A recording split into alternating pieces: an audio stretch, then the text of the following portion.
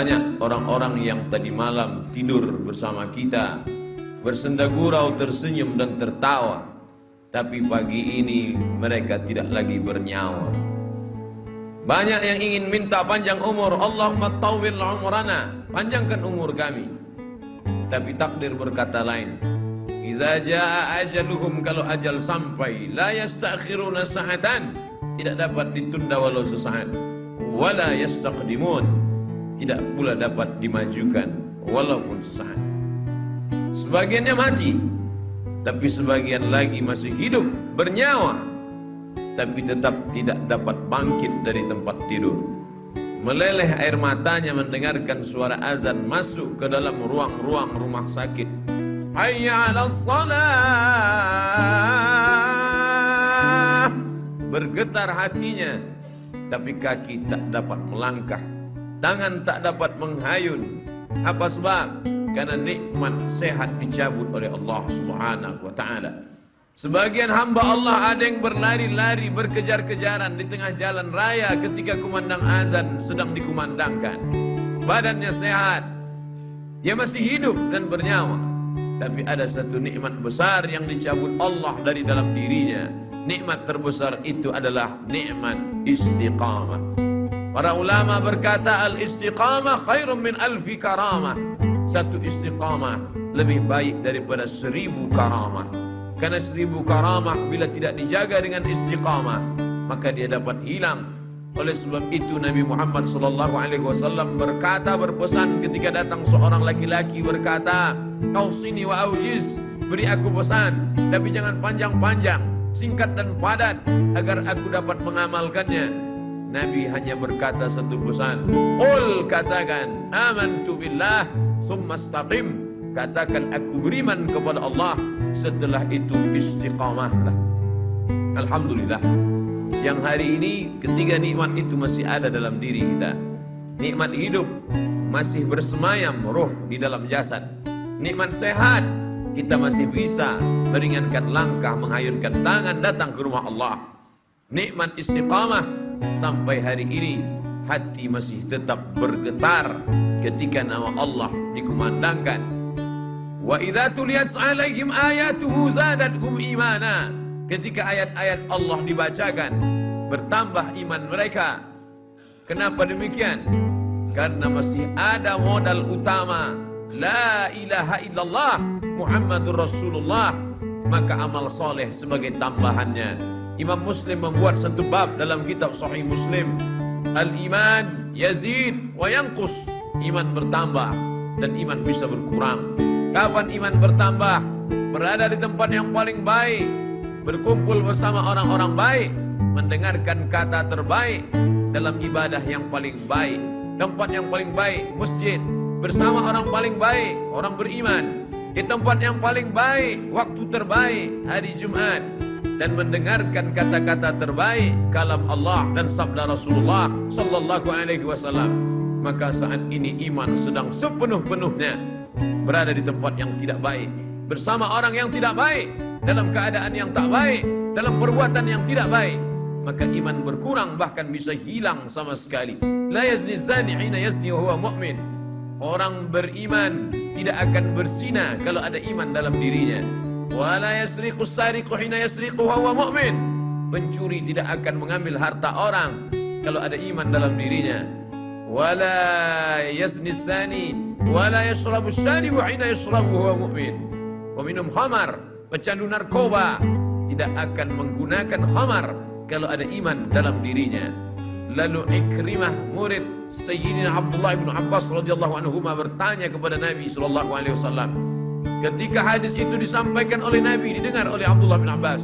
Ketika Abdullah bin Abbas menyampaikan hadis itu, didengar oleh Ikrimah. Ikrimah bertanya, "Ayunza'ul iman?"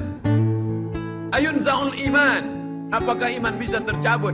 Apakah iman bisa lepas dari badan?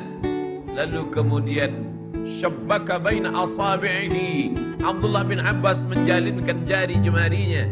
Thumma naza'ahu, kemudian dia lepaskan. Lalu dia berkata, hakadha yunza'ul iman, beginilah iman terlepas dari badan. Hina taba, ketika orang itu bertobat, ada, maka iman masuk lagi ke dalam badan. Alangkah meruginya orang-orang yang beramal saleh, mulutnya senantiasa qomat kamit berzikir, hartanya dia pakai untuk berinfak, berzakat, berwakaf, bersedekah, berjihad fisabilillah, tapi tidak ada istiqamah, maka mati dalam keadaan malaikat maut mencabut nyawanya. Ketika itu iman tidak ada dalam dirinya. Wa qadimna ila ma 'amilu min 'amalin, saatnya nanti datang malaikat membawakan amal-amalnya. Ini anak yatim yang kau sekolahkan, ini panti jompo yang kau bangun, ini infak, zakat, wakaf, sedekahmu. Faja'alnahu haba'an mansura, tapi kami jadikan amalnya itu seperti debu yang ditiup angin, tak bermakna di hadapan Allah. Mengapa? Karena tidak ada iman. Itulah yang membedakan orang beramal soleh dengan tidak beramal soleh. Illalladzina amanu, kecuali orang yang beriman, wa amilus salihati, dan beramal soleh. Berapa banyak mereka membangun tempat-tempat sosial, panti-panti menampung orang miskin susah melarat, tapi tak bernilai hampa di hadapan Allah.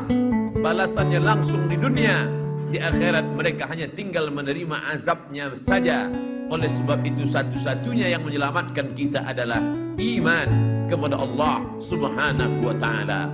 Inilah yang kita tanamkan ke dalam kepala anak-anak kita. Yang sesungguhnya kita tidak pernah menerima anak itu dalam keadaan kosong dan hampa. Tidak ada seorang pun dari kita yang istrinya mengandung 9 bulan 10 hari lamanya melahirkan anak dalam keadaan kosong. Mereka sudah diisi dengan satu program. Karena sebelum roh itu dibawa oleh malaikat ke dalam rahim, roh sudah siap, sudah bersaksi bersyahadat di hadapan Allah Subhanahu wa ta'ala. Wa iz, ingatlah. Mengapa Allah awali ayat itu dengan kata ingatlah? Karena banyak orang yang tidak ingat, mereka lupa. Maka Allah ingatkan mereka, wa iz, ingatlah. Akhadha rabbuka min bani adama min zuhurihim dzurriyyatahum wa asyhadahum ala anfusihim. Ingatlah ketika Allah mengambil persaksian, sumpah janji setia, lalu Allah bertanya kepada mereka semua. Allah bertanya bukan karena Allah tidak tahu, Allah Maha tahu, tapi Allah mau beritahu pada siapa yang tidak tahu dan tidak mau tahu. Saat itu Allah bertanya, alastu bi rabbikum, bukankah aku Rabb kamu?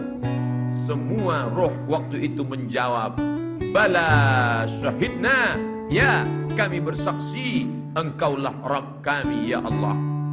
Antaqulu yaumal qiyamah, tapi nanti pada hari akhir kalian menjawab dan berkata, inna kunna an hadza ghafilin, kami tidak ingat, kami lupa, kami lalai. Ketika sampai ke dunia kau sembah batu berhala, sampai ke dunia kau bersembah binatang, sampai ke dunia kau sembah binatang yang melata, tidak dapat memberikan bantuan pertolongan, tidak dapat menolak mudarat, tidak dapat mendatangkan manfaat. Itulah nasib orang-orang yang lupa. Maka dikirimkan Allah Nabi demi Nabi turun, Adam, Idris, Nuh, Saleh, Ilyas, Ilyasah, Zakaria, Musa, Yahya, Isa, Daud, Sulaiman, Ayub, Zulkifli. Maka mereka semua menjelaskan tentang satu konsep, la ilaha illallah, la ma'buda bihaqqin illallah. Tidak ada yang sebenar-benar hak untuk disembah kecuali Allah Subhanahu wa ta'ala. La mahbuba bihaqqin illallah, tidak ada yang benar-benar dicinta kecuali Allah. Cinta kepada anak, anak akan durhaka.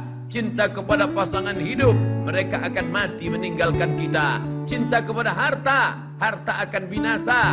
Cinta kepada kuasa, kuasa akan sirna. Maka tumpahkanlah cintamu kepada Dia yang tak pernah berakhir dan maha sempurna. Siapa Dia? Allahu la ilaha illa huwa. Bagaimana Dia? Al-Hayyu, Dia maha hidup. Al-Qayyum, Dia maha mengatur. Dia tidak hanya sekedar hidup, tapi Dia juga mengatur segala kehidupan. La tasqutu min waraqatin illa ya'lamuha. Tidak ada satu daun pun yang gugur melainkan dalam pengetahuannya yang sempurna. Apakah Dia mengawasi aku? Apakah Dia melihat aku? Apakah Dia senantiasa memandang? La ta'khudhuhu sinatun wala naum. Dia tak pernah mengantuk, Dia tidak pernah tidur. Kalau takut berbuat dosa karena atasan, atasan akan tertidur. Kalau takut berbuat salah karena orang tua akan mengantuk. kalau takut berbuat zalim karena orang lain petugas keamanan, maka mereka pun akan meninggalkan kita. Tapi kita takut karena dia la ta'khudhuhu sinatun wala naum. Berkuasakah dia? Sehebat apa kekuasaannya? Lahu ma fis samawati wa ma fil ard. Apa yang ada di langit, apa yang ada di bumi, semua milik dia. Tu'izzu man tasha, siapa yang mau kau angkat setinggi-tingginya. Wa tudhillu man tasha, siapa yang mau kau hinakan, kau rendahkan, kau jatuhkan serendah-rendahnya. Biyadikal khair, dalam genggaman kuasamu ada segala kebaikan ya Allah. Lalu kemudian siapa yang bisa memberikan pertolongan dan bantuan? Man dzalladzi yashfa'u 'indahu illa bi'idnih. Semua dengan izinnya. Tanpa izinnya tak ada yang berlaku di atas muka bumi Allah Subhanahu wa ta'ala. Lalu kemudian setelah itu berpikirlah manusia yang lemah, hina dan kotor itu, apakah ada kuasa selain daripada dia? Tidak ada yang berkuasa kecuali kuasa hanya dia saja.